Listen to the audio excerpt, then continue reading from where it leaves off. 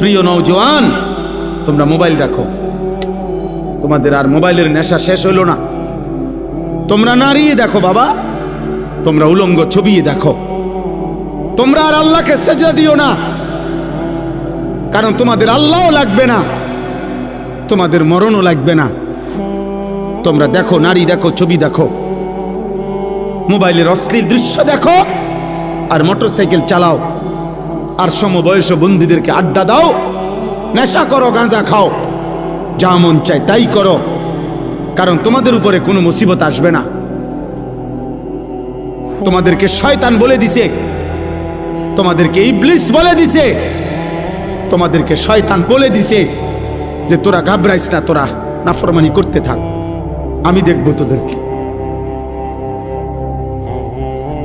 হ্যাঁ, ইন্নামা ইয়াদউ